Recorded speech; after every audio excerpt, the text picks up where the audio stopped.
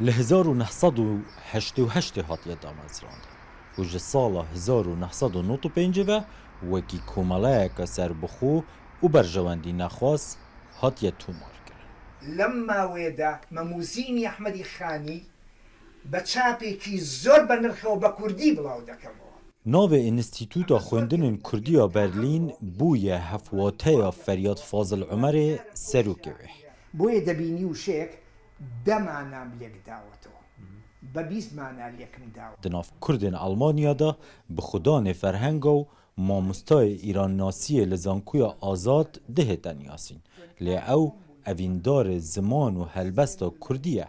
Wergêrê şeirên Abdullah Goran û Memûzîna Ehmedê Xanî ye bo Almanî. Ewî temenek ji karê zanistî yê zimanzaniyê derbas kiriye.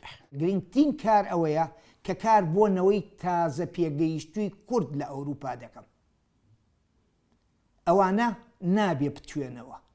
Pirtûkên rêzmanê, wergêran û ferheng berhevkirine. Ferheng bi kurmanciya jûrî û jêrî.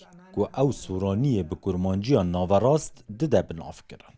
Lê ew dixwaze bi goranî û hewramiyê ji ferhengan çap û belav bike. لە ساڵی 1992 دا بۆ یەکەم جار لە مێژووی کورددا فەرهەنگی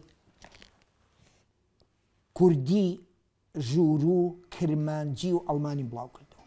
بەڵێ کە فەرهەنگەکە بڵاو بووە 5 نامم پێگەیشت نامەکان هەڕەشەیەکی زۆر دەنگ لە لامان هاوارێک هێشتا گەروی نەناسیوە پەیام نێرە و پەیامی محەممەدێکی مەهدی پێیە ئاوازێکە لە شم شاڵی دەروێش عەبدوڵڵاوە دەردێ جنێوێکە مەلا حەمدوون بە شێخ ڕەزای هاوڕێی داوە. Feryad Fazilê digel komeka kesatiyên naskiriyên Kurdên sertaserî Kurdistanê û li Ewropa dijîn li sala 1986 Kongreyê Yekê Damezrandina Akademiyeka Kurdî saz dikin.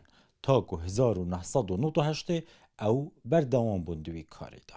Evîna Memûzînê Ehmedê Xanîyê mezin şakareke helbesta Kurdiya klasîk ji afirandî, Feryad Fazilê Kurdê ji Silêmaniyê wergêraye ser zimanê Almanî. لە وەرجێڕانی مەموزینی خانیا کە بەشێ بووە لە سەرەتای لێکۆڵینەوەم بە ئەڵمانی بۆ کارە زانستیەکانم بایەخێکی گەورەم پێدا کە بە زمانی شیعری گوێتە وەربژێڕێ. مەموزینی ئەحمەدی خانی من بە شاکارێکی زۆر مەزنی کوردی دەزانم بە کتێبێکی پیرۆزی دادنیم.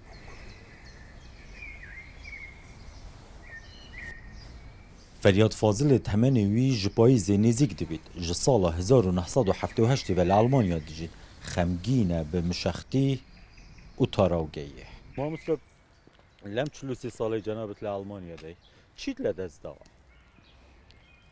نیشتمانێک کە پەروەردەی کردوم زمانێک کە حەزم دەکرد بەیانی و نیوەڕۆ و ئێوارێ و شەوێش پێی بدوێن خەڵکانێک کە لەبەر دڵ و دەروونم زۆر خۆشەویستن حەزمەکرد لیانەوە نزیک بووم حەزمەکرد لێمەوە نزیک بوون. Li ser pirsên girêdayê siyaset, ziman û edebiyata Kurdî berdewam di medyaya Almanî de hatiye dîtin.